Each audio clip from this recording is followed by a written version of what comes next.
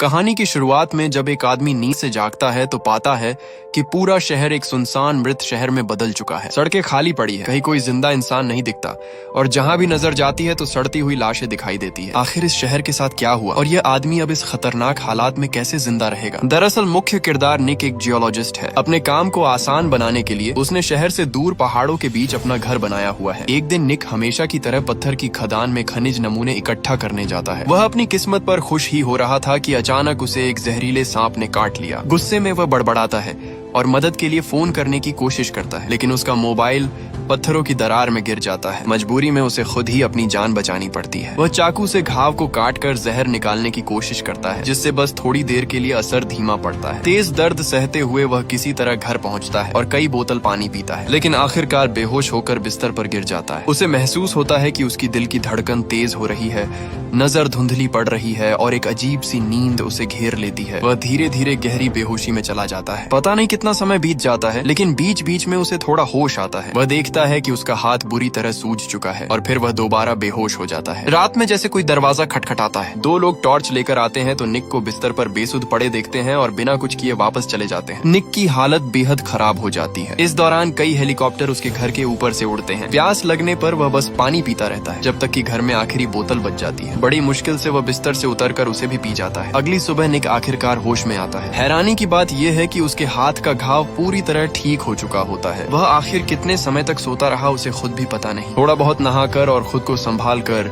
निक ने तय किया कि पहले शहर जाकर कुछ जरूरी सामान खरीद लिया जाए। घर के बाहर खड़ी उसकी छोटी कार पर मोटी धूल की परत जम चुकी थी। उसने कपड़े से शीशा साफ किया और चाबी लगाकर स्टार्ट करने की कोशिश की। खुशकिस्मती से गाड़ी चालू हो गई। निक का घर शहर से ज्यादा दूर नहीं था, तो कुछ ही देर में वह शहर के किनारे पहुंच गया। लेकिन जैसे जैसे वह आगे बढ़ा तो उसे कुछ अजीब सा लगने लगा। पूरे रास्ते उसे एक भी चलती हुई गाड़ी नहीं दिखी और न ही कोई इंसान नजर आया। वह सुपरमार्केट के बाहर गाड़ी रोकता है और सामने ही एक सड़ी गली लाश देखकर सन्न रह जाता है। चौक के बीचों बीच कुछ सैन्य गाड़ियां उलटी पड़ी थीं। आखिर यहाँ ऐसा क्या हुआ था जिससे यह हालत हो गई, ये सोचकर वह पूरी तरह घबरा जाता है। तभी उसकी नजर एक इलेक्ट्रॉनिक बोर्ड पर पड़ती है, जिस पर लिखा होता है कि घातक वायरस का प्रकोप की वजह से सभी लोग तुरंत जहां हैं वहीं शरण ले। निक चौंक कर कहता है कि ये असंभव है। वह तुरंत वापस गाड़ी में भागता है और रेडियो चालू करता है। हर चैनल पर सिर्फ सरकारी रिकॉर्डेड संदेश ही चल रहे थे। ये वायरस बेहद तेजी से फैलने वाला और जानलेवा है,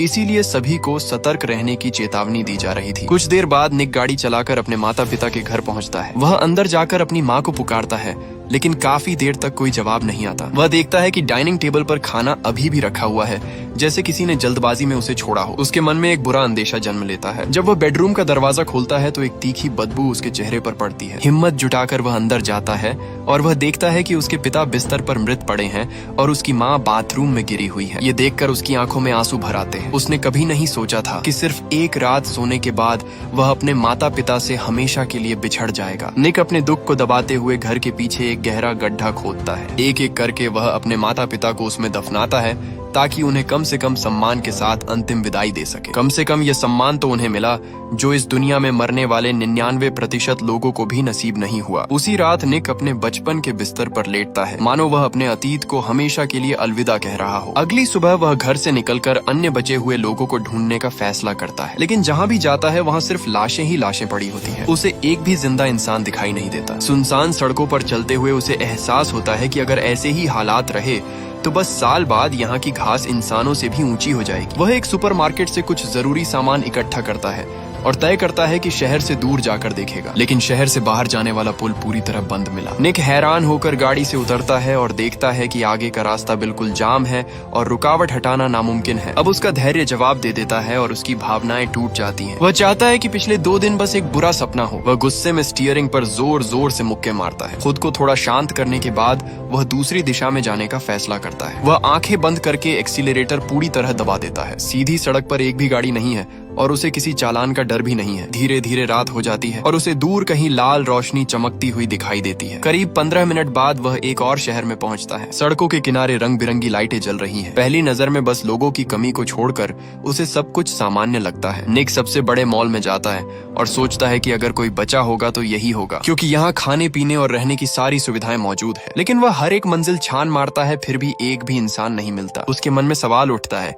कि क्या पूरी दुनिया में अब सिर्फ वही अकेला बचा है। है। थका हुआ निक मॉल की छत पर जाकर नहाता है। नहाने के बाद बिना तौलिया लपेटे ही वह बार काउंटर की तरफ जाता है और शराब लेने लगता है। जैसे ही वह गिलास उठाता है तो अचानक पास के एक कमरे से एक महिला की आवाज सुनाई देती है। ये सुनकर वह इतना उत्साहित हो जाता है कि उसके हाथ से गिलास लगभग छूट जाता है। ढाई दिन की तलाश के बाद आखिरकार उसे 2 जिंदा लोग मिल ही जाते हैं। निक के दिल में अचानक उम्मीद की एक किरण जग उठती है। अब निक के मन में बहुत सारे सवाल थे। पूछने पर उसे पता चलता है कि ये दोनों बचे हुए लोग बाहर से यहाँ काम के सिलसिले में आए थे। वे होटल में ठहरे हुए थे, तभी अचानक वायरस फैल गया। निक समय का हिसाब लगाता है कि जब से उसे सांप ने काटा था तब से अब तक कुल 3 हफ्ते बीत चुके हैं। जीवित बचा व्यक्ति माइक अपना मोबाइल निकालता है। उसने इस पूरी घटना को रिकॉर्ड कर रखा था। सबसे पहले स्वास्थ्य विभाग ने उच्च स्तर की चेतावनी जारी की थी। यह वायरस बिल्कुल नया था और इतना खतरनाक कि इसकी संक्रमण दर और मौत का प्रतिशत इतिहास में सबसे ज्यादा था। कोई भी एंटीवायरल दवा असर नहीं कर रही थी। शुरुआत में सरकार ने सच्चाई छिपाने की कोशिश की, लेकिन हालात जल्दी ही नियंत्रण से बाहर हो गए। यहाँ तक कि अलग अलग स्तर की सरकारें भी काम करना बंद कर चुकी थीं। जीवित बची हुई एनी पूरी दृढ़ता से कहती है कि यह वायरस पूरी दुनिया में फैल चुका है और मानव जाति लगभग खत्म हो चुकी है। उन दोनों के बचने का कारण शायद यही है कि वे बेहद दुर्लभ इम्यून लोग हैं। निक इस बात को मानने के लिए तैयार नहीं होता। वह फैसला करता है कि वह और जगहों पर जाकर देखेगा कि आखिर दुनिया इतनी आसानी से खत्म कैसे हो सकती है। लिफ्ट का इंतजार करते हुए वह थककर दीवार से टिक जाता है। अंदर ही अंदर वह भी उनकी बातों को सच मानने लगा था और वहीं पर वह पूरी रात सो जाता है। अगले दिन वह दोनों से फिर बात करने का सोचता है, लेकिन जब वह उन दोनों को ढूंढता है तो वे कहीं नजर नहीं आते। एक पल के लिए उसे लगता है कि कल की बीती बात शायद एक सपना होगा। थोड़ी ही देर बाद उसे एनी एक महंगे कपड़ों वाले सेक्शन में मिलती है और माइक पास में नाश्ता बना रहा होता है। माइक कहता है कि शायद यह आपदा पृथ्वी का खुद को साफ करने का तरीका है, क्योंकि इंसानों ने इस धरती पर बहुत ज्यादा बोझ डाल दिया था। एनी के अपने सभी करीबी इस वायरस से मर चुके हैं और माइक के साथ भी यही हुआ। इसलिए दोनों ने एक दूसरे का सहारा बनकर साथ रहने का फैसला किया। माइक को पहले लगता था कि इस दुनिया में सिर्फ वही 2 बचे हैं,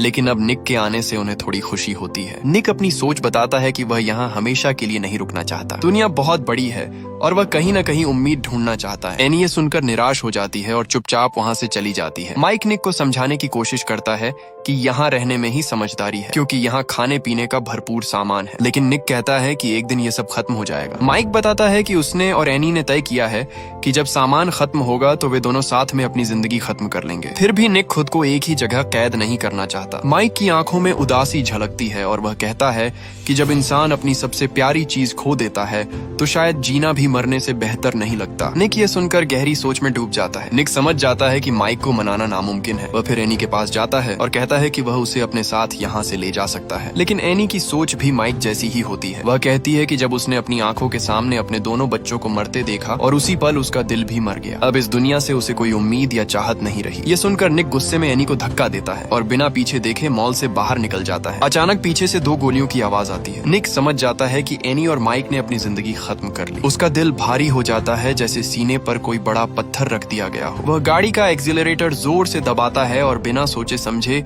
तेजी से आगे बढ़ता जाता है, लेकिन वह पूरी तरह अपना होश नहीं खोता। दूर उसे एक जीवित आकृति दिखाई देती है। निक तुरंत ब्रेक लगाता है तो वहाँ एक छोटा सा पीला कुत्ता होता है। बिना सोचे वह उसे अपने साथ गाड़ी में बिठा लेता है और उसका नाम लुक रखता है। अब निक और वह कुत्ता साथ में शहर के सबसे बड़े पुस्तकालय जाते हैं, जहाँ से निक अपने पसंद की बहुत सारी किताबें चुनता है। फिर वह लुक को लेकर वापस अपने घर लौट आता है। जब तक कोई साफ लक्ष्य नहीं मिलता वह तय करता है कि फिलहाल यही रहना सबसे सही है। शायद यही इस तबाह दुनिया में जीने का सही तरीका है। यहाँ तक कि निक मजाक में सोचता है कि वह और लुक पूरी जिंदगी साथ रहेंगे, बस एक शर्त पर कि जो बाद में मरे वह पहले मरने वाले को न खाए। धीरे धीरे 1 साल बीत जाता है और निक की जिंदगी अब एक ही ढर्रे पर चलने लगती है। सुपरमार्केट में खाने पीने की चीजें अभी खत्म नहीं हुई हैं। उसका मुख्य काम बस इतना है कि वह अपने शरीर को स्वस्थ रखे। पहले से ही अकेले रहना पसंद करने वाला निक अब इस नई दुनिया के साथ ढलने लगता है। अब वह आजादी से सीख सकता है, जब चाहे शांति का आनंद ले सकता है और धीरे धीरे इस सुनसान प्रलय के बाद की जिंदगी को स्वीकार करने लगता है। धीरे धीरे इस नई जिंदगी के साथ ढलने के बाद निक को लगने लगता है कि यह जीवन इतना बुरा भी नहीं है। लेकिन एक दिन उसे अचानक कुछ अजीब दिखाई देता है कि दूर एक घर से धुआं उठ रहा होता है। निक बिना देर किए अपनी गाड़ी लेकर सुनसान सड़कों से होता हुआ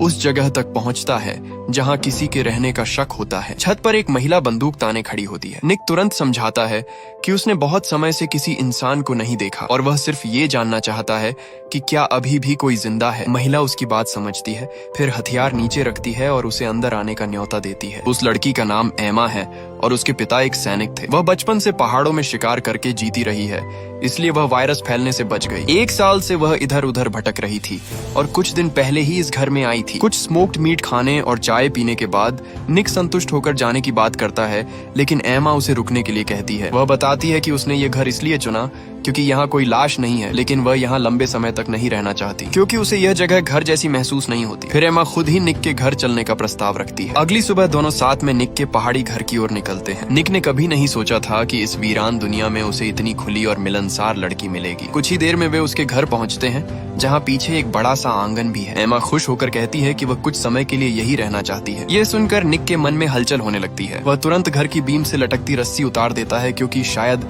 अब उसकी जरूरत नहीं पड़ेगी। तभी उसे पता चलता है कि अलमारी में रखा खाना चूहों ने खराब कर दिया है। दोनों फिर पास के कस्बे के सुपरमार्केट जाते हैं क्योंकि आपदा अचानक आई थी और लोग सामान जमा नहीं कर पाए थे, इसलिए वहाँ अभी भी बहुत कुछ बचा हुआ है। एमा को वहाँ सोलर पैनल भी मिलते हैं और वह कहती है कि ये जगह तो मानो प्रलय के लिए ही बनाई गई हो। निक पहले भी यहाँ रहने का सोच चुका था, लेकिन असली समस्या ये थी कि यहाँ कोई और इंसान नहीं था जिसके साथ वह रह सके। दूसरों से सामान छीनने की बजाय तुलना करने पर अपने ही विला में रहना कहीं ज्यादा आरामदायक लगता है। दोनों ने मिलकर एक पूरी गाड़ी भरकर सामान इकट्ठा किया, लेकिन एमा को डिब्बा बंद खाना पसंद नहीं था। उसका मानना था कि असली स्वाद तो प्रकृति से आता है। निक उसकी बात समझता था, लेकिन अंदर ही अंदर वह जानवरों का शिकार करने से झिझकता था। उसे लगता था कि ये आपदा दरअसल धरती का खुद को संतुलित करने का तरीका है, मानो इंसान एक वायरस हो जिसे मिटाने की कोशिश की जा रही हो। अगर वे अब भी प्रकृति के खिलाफ जाएंगे तो धरती का दंड कभी खत्म नहीं होगा। फिर भी एमा की खुशी के लिए निक एक फिशिंग रॉड लेकर नदी किनारे जाता है और कुछ ताजी मछलियां पकड़ लाता है। उधर एमा जंगल से मशरूम,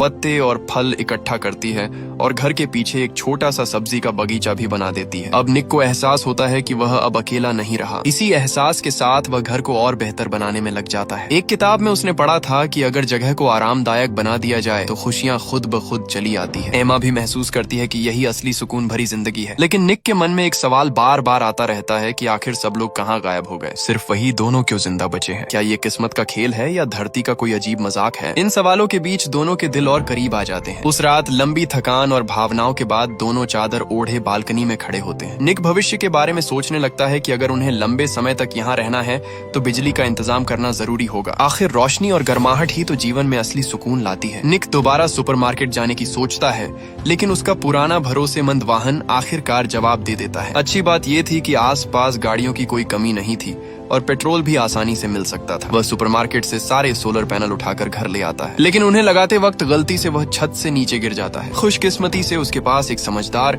और हर काम में माहिर साथी थी। एमा कहती है कि प्यार का मतलब है जब तुम्हें जरूरत हो तो कोई पूरे दिल से तुम्हारे साथ खड़ा हो। निक इस प्यार और अपनापन को पूरी तरह महसूस करता है और शायद उसे अपने बीते हुए पलों की याद आने लगती है। आधी रात को एमा चुपके से अपना बैग खोलती है। उसके अंदर कई पुरानी तस्वीरें संभाल कर रखी होती हैं, कुछ उसके बॉयफ्रेंड के साथ, कुछ उसके 2 बच्चों की और कुछ उसके माता पिता के साथ। लेकिन अफसोस ये सभी लोग अब इस दुनिया में नहीं रहे। अगली सुबह निक की टांग का घाव काफी ठीक हो चुका होता है। वह फिर से सोलर पैनल लगाने की तैयारी करता है।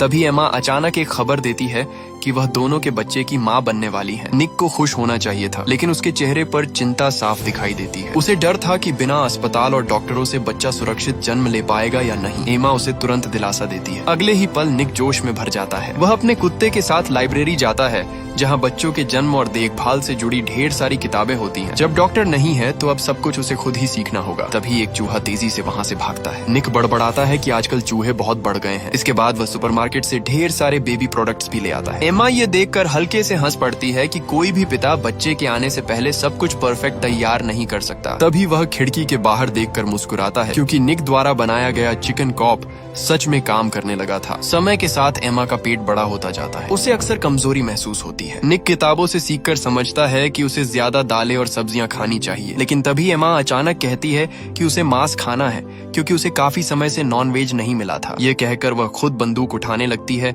लेकिन निक उसे रोक देता है और वह खुद इस जिम्मेदारी को उठाता है। कुछ ही देर में वह नदी किनारे कुछ आवारा पशु ढूंढ लेता है। वह बंदूक में गोली भरता है, लेकिन ट्रिगर दबाने से पहले ही हिचकिचा जाता है। वह सोचता है कि पहले इन्हें पकड़कर घर ले जाए, लेकिन जानवर इतने आसानी से काबू में कहाँ आते हैं। कुछ ही पल में सभी गायें भाग जाती हैं, सिर्फ एक छोटी सी गाय वहीं खड़ी रह जाती है। निक काफी देर तक सोचता रहता है। आखिरकार निक ने बंदूक उठाई और दांत भींचकर ट्रिगर दबा दिया, लेकिन सफेद गाय तुरंत नहीं मरी। वह जमीन पर तड़पते हुए दर्द से कराहने लगी। निक गुस्से और बेबसी में उसे कोसता है और मजबूरी में एक और गोली चलाता है और इस बार गाय मर जाती है। लेकिन निक को जरा भी खुशी नहीं होती, क्योंकि असली परीक्षा तो अब शुरू होती है। वह हालात से मजबूर होकर किताब में बताए गए तरीके को अपनाता है। काफी मशक्कत के बाद आखिरकार उसे एक पूरा बॉक्स भरकर खाना मिल जाता है। जब एमा उसे देखकर खुशी से खिलखिलाती है तो निक को लगता है कि उसकी सारी मेहनत और तकलीफ वाजिब थी। लेकिन दोनों को ये नहीं पता होता कि यही खाना उनके लिए एक बड़ा खतरा बनने वाला है। एक पूरा दोपहर लगाने के बाद निक आखिरकार सोलर पैनल भी लगा देता है। शाम होते होते दोनों खुशी खुशी घर की लाइट चालू करते हैं। बड़ा सा फ्रिज भी अब काम करने लगता है। तभी एमा एक डिब्बा निकालती है और बताती है कि बाथरूम में एक बड़ा चूहा डूबकर मर गया था। निक इसे हल्के में लेता है, लेकिन तभी बाहर से अजीब सी आवाजें आने लगती हैं। जब वे खिड़की से बाहर देखते हैं तो उनके होश उड़ जाते हैं। दिन में खाए गए खाने की गंध ने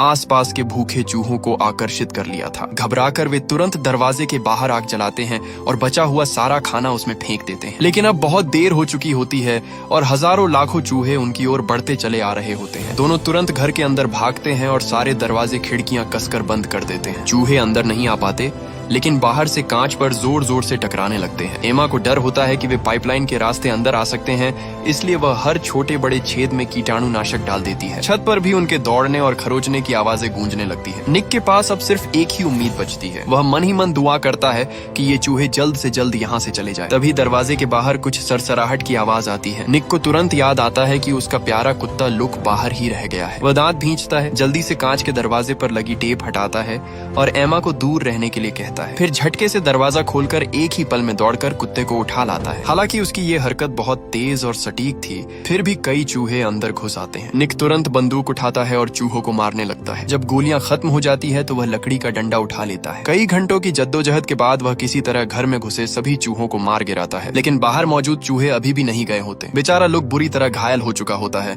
और उसके पूरे शरीर पर काटने के निशान होते हैं। एमा उसे एंटीवायरस इंजेक्शन देती है और उसके सारे घाव सिल देती है। इस घटना के बाद निक का आत्मविश्वास बुरी तरह टूट जाता है। उसे अपने माता पिता की दर्दनाक मौत याद आने लगती है और अब उसे डर सताने लगता है कि कहीं उसका बच्चा भी सुरक्षित पैदा न हो पाए। एमा उसे समझाती है कि वह बेवजह चिंता न करे। वह बताती है कि वह पहले ही 2 बच्चों को जन्म दे चुकी है, लेकिन वायरस फैलने के दौरान उसके सारे परिवार वाले मर गए। यह यादें उसके लिए ऐसी है जैसे बहुत पुरानी भी हो और जैसे कल की ही बात हो। धीरे धीरे समय बीतता है और वायरस फैलने को 2 साल हो चुके हैं। बाहर जंगली जानवर और भी ज्यादा खतरनाक हो गए हैं, लेकिन एक तरह से प्रकृति ने खुद का संतुलन बना लिया है। एक दिन निक हिम्मत करके घर से बाहर निकलता है और हैरानी की बात वो खतरनाक चूहे अब पूरी तरह गायब हो चुके होते हैं। तभी एमा एक खुशखबरी देती है कि उनका बच्चा अब जन्म लेने वाला है। ये हर पिता के लिए सबसे तनाव भरा पल होता है। निक ने भले ही पहले बहुत कुछ पढ़ रखा था, लेकिन असली समय आने पर वह घबरा जाता है। खुशकिस्मती से एमा को अनुभव था और उसके मार्गदर्शन में एक नया जीवन इस दुनिया में आने वाला था। आखिरकार एक प्यारी सी बच्ची जन्म लेती है। निक की खुशी का ठिकाना नहीं रहता। वह भावुक होकर सोचता है कि जीवन सच में कितना अद्भुत है। उसके मन में तो यहाँ तक ख्याल आता है